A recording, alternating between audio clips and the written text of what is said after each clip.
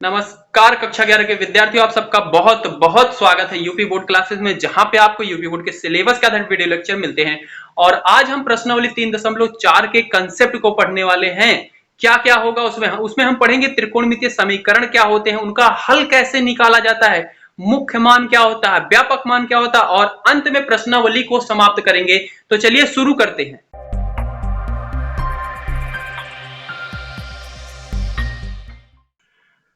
त्रिकोणमितीय समीकरण क्या होता है? त्रिकोणमितीय समीकरण ये होता है कि अगर आप त्रिकोणमितीय फलन को किसी अचर के बराबर में रख दो तो उसे बोलते हैं त्रिकोणमितीय समीकरण। देखो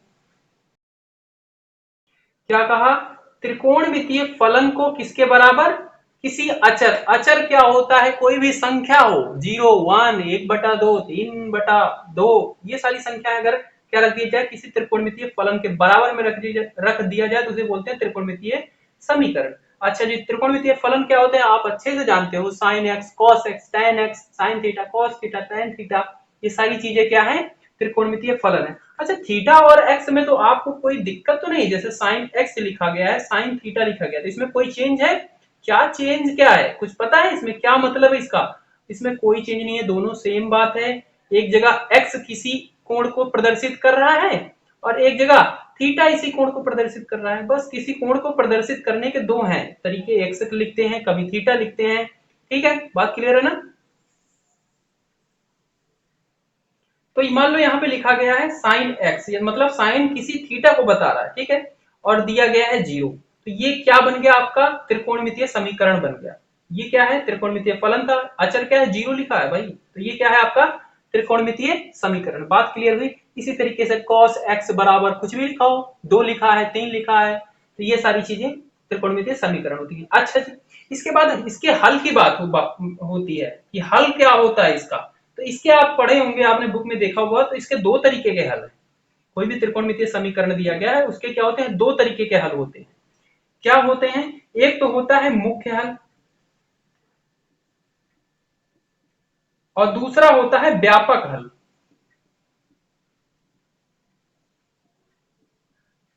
अच्छा जी, ये मुख्य और व्यापक क्या है? तो सबसे पहले बात हल का मतलब समझ लेते हैं। हल का क्या मतलब होता है? आपको अभी तक कोई समीकरण दिया होता था, आप क्या करते थे? एक्स का मान निकाल देते थे, बोलते थे हमारा समीकरण हल हो गया। तो यहाँ पे भी ये समीकरण है, कैसा है? त्रिकोणमितीय है, एक्स का मान निकाल दो। एक्स क्या चीज है? एक्स है कोण। बात क्लियर हुई ना? एक्स क्या है? कोण है। तो साइन का क्या कोण पे 0 होता है? कौन से कोण पे? तो भाई जब कोण क्या हो, 0 डिग्री हो, तब एक तो 0 होता है, दूसरा कब होता है? 180 पे होता है, तीसरा कब होता है? 360 पे। नहीं पता, नहीं याद आ रहा? अगर आपने पहले की वीडियो देखी होगी तो मैंने एक चीज बताया था, ये बताया था कार्तीय तल। इस पे मैंने एक गोला बनाया था जिसकी त्रिज्या क्या ली थी? 1 सेंटीमीटर। एक अभी भी ले लेते हैं, कोई यहाँ पे बिंदु ले लेते हैं ए बी, ठीक है। मैं यहाँ से ट्रायंगल बना सकता हूँ, इस पे एक लंब डालता हूँ और इसको ऐसे मिलाता हूँ कि एक त्रिभुज बन जाता है, संपूर्ण त्रिभुज। हाँ, ये वाला कोण मैं मानता हूँ एक्स, ठीक है, बहुत छोटा बना है, दिख रहा होगा, आप समझ लेना एक्स है। तो यहां से यहां तक की दूरी क्या हो जाएगी? ए हो जाएगी। यहां से यहां तक की दूरी क्या हो जाएगी? बी हो जाएगी। हाँ जी, बिल्कुल क्लियर है ना ये डिस्टेंस? अच्छा जी, अब मैं इस बिंदु को यहां से उठा के ऐसे घुमाता हूं, ये घुमाऊंगा, यहां पे लाया, तो ये जो कोण एक्स है वो क्या हो जाएगा? 0 हो जाएगा। अच्छा, यहाँ पे साइन का मान क्या होगा? जैसे यहाँ पे मैं साइन लिख देता हूँ, चलो साइन एक्स। साइन एक्स क्या होता है? लंब बटा कर्ण। लंब क्या होता है? जिस कोण के बारे में बोला जा रहा है उसके सामने वाली भुजा। इसके सामने वाली भुजा क्या है? ये है एक्स के, यानी कि बी। और क्या होता है? कर्ण। कर्ण, कर्ण क्या है इसमें? ये सबसे बड़ी भुजा, और ये कितनी होगी? 1 सेंटीमीटर होगी, क्योंकि ये भी क्या है? इस वृत्त की त्रिज्या है। तो एक मैं नीचे लिखूं या ना लिखूं, कोई दिक्कत वाली बात नहीं है, यानी कि साइन एक्स क्या आया? बी आया है। अच्छा जी, अब इस बिंदु को मैं पकड़ता हूं और यूं करके यहाँ पे लाता हूँ। यहाँ पे लाऊंगा तो एक्स का मान क्या हो जाएगा? मतलब ये जो कोण है, कोण क्या हो जाएगा? 0 हो जाएगा। बात क्लियर हो रही है? मैं जब यहाँ पे लाऊंगा तो ये वाली लाइन भी ऐसे मूव होकर यहाँ पे आ जाएगी, मतलब ये इस वाले एक्स अक्षांश के साथ 0 का कोण बना लेगी। ठीक है, तो एक्स 0 हो गया। अच्छा, इस बिंदु पे आते ही ए और बी का मान क्या हो जाएगा? ए का मान तो 1 के बराबर हो जाएगा, बी का मान क्या हो जाएगा? 0। ये दूरी क्या हो जाएगी? यहाँ पे आ गई, 0 हो गई। यानी कि साइन एक्स जब कितना था? 0 अंश था, तब क्या हो रहा है? 0 आ रहा है। बात क्लियर? अच्छा जी, अच्छा, मैं इसी बिंदु को अगर यहाँ से ऐसे मूव करके यहाँ पे लाऊं, ठीक है, तो एक्स क्या हो जाएगा, 90 अंश हो जाएगा, ठीक है, यानी कि साइन 90, तो इस पे अब बी का मान क्या हो जाएगा, ए तो यहाँ पे क्या हो जाएगा, 0 हो जाएगा, और बी क्या हो जाएगा, 1 हो जाएगा, यानी कि 90 पे साइन का मान क्या होता है, 1 होता है। अच्छा, इसी बिंदु को मैंने पकड़ा, ऐसे घुमा के यहाँ पे लाया, तो ये ऐसे कोण मूव होके ये, यानी कि एक्स कितना हो जाएगा, 180 अंश हो जाएगा। अच्छा जी, तो 180 पे यहाँ पे इस बिंदु को मैं बात करूं, ए और बी यहाँ पे क्या हो जाएंगे, ए आपका क्या हो जाएगा, 1 हो जाएगा, बी क्या हो जाएगा, 0 हो जाएगा। बात क्लियर है। और साइन एक्स इक्वल टू क्या है, बी है, और बी यहाँ पे क्या है, 0 है, यानी कि साइन 180 पे भी क्या हो गया, 0 हो गया। इसी तरीके से अगर मैं इसको, इस बिंदु को ऐसे मूव करते हुए यूं लाऊंगा, फिर यहाँ पे ले जाऊंगा, तो इस पे जब पहुंचेगा तो फिर यही बिंदु है, फिर यहाँ पे साइन एक्स मतलब साइन 360 हो जाएगा, ऐसे मूव करते हुए यहाँ पे लाया तो 360 बन गया, 360 पे भी क्या है, फिर भी 0, यानी कि, तो एक्स के क्या क्या माना है, एक तो 0 पे क्या हो रहा है, 0 डिग्री पे 0 हो रहा है, एक 180 डिग्री पे 0 हो रहा है, एक 360 पे 0 हो रहा है। तो इसका एक्स का मैं यहाँ पे मान लिखता हूँ इसका, तो एक्स का क्या क्या मान आ रहा है, एक आ रहा है 0 डिग्री, एक आ रहा है 180 डिग्री, एक आ रहा है 360, ठीक है, तो ये क्या हो गया, इसका मुख्य हल हो गया। पर आप यहाँ पे जो इन बुक में दिए गए, यहाँ पे हल डिग्री में नहीं लिखते, रेडियन में बताते हो, रेडियन आपको अच्छे से पता है। अच्छा, तो 0 डिग्री को अगर रेडियन में बदलोगे क्या आ जाएगा, 0 आ जाएगा, मतलब 0 रेडियन, 180 को बदलोगे पाई आ जाएगा, 360 को बदलोगे 2 पाई आ जाएगा, यानी कि इसका क्या हो गया, मुख्य हल क्या हो गया, 0 पाई 2 पाई। तो व्यापक हल क्या होगा, अरे व्यापक हल कुछ ज्यादा अलग सी बात नहीं है। मुख्य हल क्या होता है, अगर आप x का मान कहां तक बताते हो, 360 तक में, जो भी यहाँ पे दिया गया है उसका मान कहां तक, 0 से लेके 360 के बीच में अगर बताते हो, कहां से, 0 से 2 पाई के बीच में अगर उसका मान आप बताते हो कि यहाँ पे ये मान आएगा, तो उसे बोलते हैं मुख्य हल। x का वो मान, एक्स के कौन से मान, 0 और 360 के बीच के, और उन्हें भी इंक्लूड करके बताओगे तो वो क्या होते हैं, मुख्य हल होते हैं। व्यापक मान क्या होता है, एक्स का कुछ कितना भी मान ले लो, ठीक है, 0 ले लो, 360 ले लो, 700, 1100, कुछ भी डिग्री पे बताने वाला एक ऐसा एक्स का मान बता दो कि वो सबके लिए सेटिस्फाई हो, सबको संतुष्ट करे, उसको बोलते हैं व्यापक मान। अब जैसे यहाँ पे लिया जाए, यहाँ पे इसका व्यापक मान हो जाता है x इक्वल टू एन पाई। क्यों हो गया एन पाई, आपने यहाँ पे देखा, अगर आपने 0 x क्या किया, 0 डिग्री बनाते हो तब आपको रिजल्ट क्या मिल रहा है, 0 मिल रहा है, 180 पे मिल रहा है फिर भी 0 मिल रहा है, 360 पे फिर भी 0 मिल रहा है। तो हमने क्या किया, यहाँ पे देखो 0, 1 पाई, 2 पाई, यानी कि n लिख दिया। और n क्या है, अगर एक इंटीजर है, इंटीजर का मतलब समझते हो ना, पूर्णांक, पूर्णांक संख्याएं 0, 1, 2, 3, -1, -2, वो सारी संख्याएं रखोगे, तो मतलब इससे आपको पता चलेगा कि इसको आप कितनी बार भी घुमाते रहो, जब भी n आएगा, इंटीजर आएगा, तब आपको मान 0 0 मिलेगा। यहाँ पे क्या आता है, एक चक्कर लगाया पाई, एक चक्कर यहाँ पे n आया पाई, 2 पाई, फिर क्या हो जाएगा 3 पाई, फिर 4 पाई, फिर 5 पाई, फिर 6 पाई, तो आपको इनके इसका मान क्या मिलता रहेगा, 0 मिलता रहेगा। आप कितने भी डिग्री तक ले जाओ, 100, 1000 डिग्री, 5000 डिग्री, इतने तक आपको ये क्या होता है, व्यापक मान होता है। बात समझ में आई कि x का मान अगर आप कहां तक बताओ, 360 डिग्री तक बताते हो तो उसे बोलते हैं मुख्य हल। और एक ऐसा रिजल्ट बता दो कि उससे आप कितने का भी मान निकाल लो, कितने पे भी बता सकते हो, कब कब इसका मान 0 होता है, तो वो क्या बोला गया है, व्यापक हल बोला गया है। इस प्रश्नावली में आपको इसी टाइप से क्वेश्चन आने वाले हैं, पर इसके लिए क्या करना होगा, हमें सब में अलग अलग से नहीं निकालने होते, इसके हमने कुछ रियल नियम बने हुए हैं। वो नियम क्या है, उनकी मैं डेरिवेशन बता देता हूं, मतलब उसी टाइप से आपको क्वेश्चन हल करने हैं। तो 3 टाइप के आपको क्वेश्चन मिलेंगे इसमें। एक तो मिलेगा sine x equal to sine y, इस टाइप से, मतलब दोनों क्या होंगे, साइन के रूप में होंगे। जैसे मैं बोलूं साइन एक्स बराबर 1/2, तो इसका आप हल निकालो, तो इस रूप में इसका अगर हल अभी सॉल्व करके निकाल लेते हैं, डेरिवेशन करके, जो इसका आएगा बस उसमें रखना होगा। इसको मैं ऐसे लिख सकता हूँ ना, साइन 1/2 कब होता है, 30 होता है, यानी कि π/6, ये बन गए साइन एक्स साइन वाई। दूसरे टाइप का प्रश्न आपका होगा cos x equal to cos y, और तीसरा होगा tan x equal to tan y। इन्हीं 3 टाइप के प्रश्न आपके होने वाले हैं। अगर नहीं होंगे तो आप पहले उनको इस रूप में बदलोगे फिर हल करोगे। ठीक है, तो अब हम इसके डेरिवेशन देख लेते हैं। इस टाइप से होगा तो उसका क्या व्यापक मान होगा। ठीक है, इस टाइप से होगा तो क्या व्यापक मान होगा, इस टाइप से होगा तब क्या व्यापक मान होगा, और मुख्य मान कैसे निकालेंगे अभी हम सब पढ़ते हैं। पहले इसकी हम डेरिवेशन कर लेते हैं, फिर आपको इन्हीं के टाइप पे आपको सारे प्रश्न करने हैं।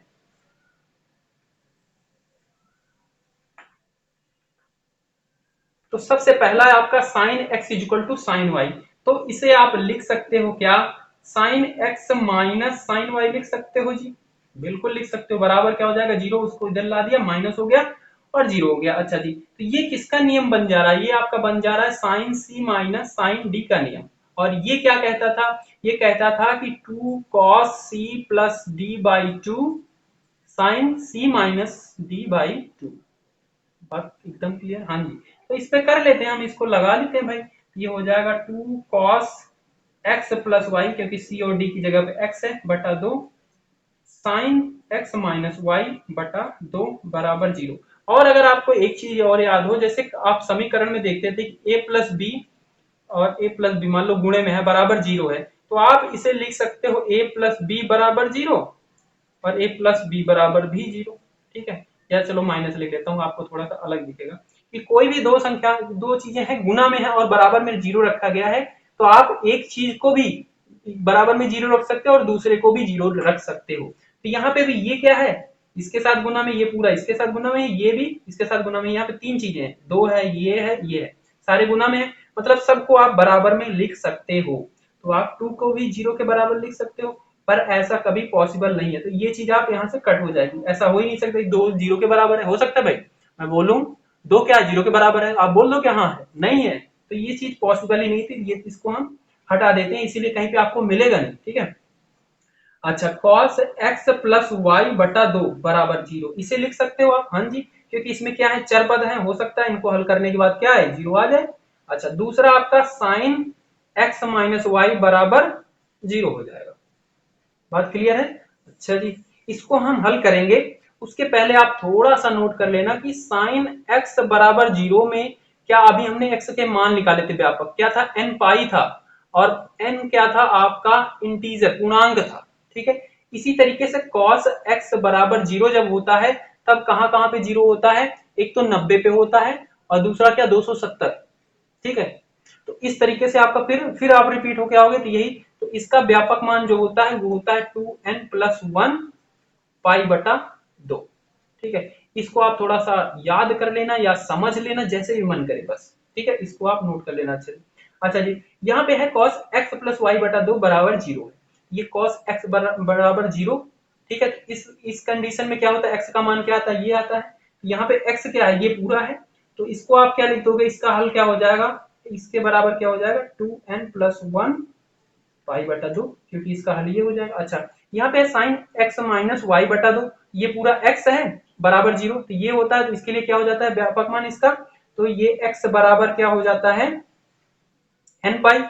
तो यहाँ पे x की जगह पूरा है तो पूरा लिखेंगे, n पाई लिख दिया। ठीक है, अच्छा जी, अब यहाँ से हल करते हैं तो इधर से ये कैंसिल हो जाएगा और ये इधर से तो ये होगा नहीं। अच्छा, यहाँ से x का मान निकालेंगे तो x बराबर क्या हो जाएगा, 2n प्लस 1 पाई, और y को उधर भेजेंगे तो ये क्या हो जाएगा, माइनस y हो जाएगा।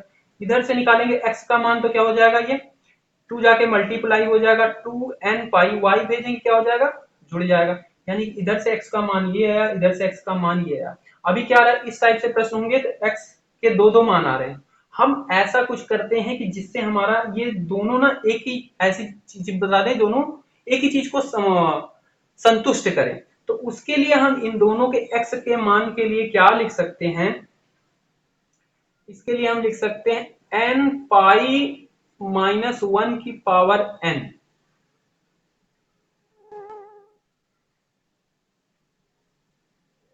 y, ये जो है ये x के दोनों मान के लिए संतुष्ट करता है। तो ये क्या होता है, x का मान होता है, जब आपका प्रश्न क्या होगा, इस टाइप से होगा, इसको आप अच्छे से नोट कर लेना, sine x equal to sine y बराबर x equal to n pi plus minus 1 power n, और y क्या होगा, गुणे में होगा। ठीक है, इस टाइप से प्रश्न होगा, उसका हल ये होगा, ये उसकी डेरिवेशन थी, आपको करना है तो नोट कर लो, बाकी ये कहीं आती तो नहीं है फिलहाल, बाकी कुछ कठिन भी नहीं है। और ये चीज आपको दोनों याद रहनी चाहिए। इस टाइप से प्रश्न है तो ये होगा उसका हल। अच्छा, तो इसी टाइप में हम एक प्रश्न कर लेते हैं। जैसे मान लो दिया गया है, आपको एक प्रश्न दिया गया है, कह रहा है कि साइन एक्स बराबर 1/2 है, इसका आप व्यापक मान निकालो। तो क्या करोगे? व्यापक मान के लिए अभी क्या पढ़ा आपने कि अगर साइन एक्स बराबर साइन वाई के रूप में होता है तो उसका व्यापक मान होता है n पाई माइनस 1 की पावर n वाई, ये होता है। तो इसे इस रूप में बनाओ पहले इसको। तो इसको आप लिख सकते हो sine x is equal to sine क्या, 1/2 कब होता है? पाई कितने पे? 30 अंश पे। 30 अंश को क्या लिखा जाता है रेडियन रूप में? रेडियन रूप में लिखा जाता है पाई/6। ठीक है, ये हो गया इसके रूप का। यानी कि इसका मान भी क्या होगा? ये होगा इसका व्यापक मान, व्यापक मान, व्यापक हल। ठीक है, ये क्या होगा? एन पाई प्लस माइनस 1 की पावर n और y क्या है? y की जगह पे क्या है यहाँ पे? पाई/6, पाई/6। तो ये इसका क्या हो गया? हल हो गया। इस टाइप से प्रश्न करने हैं।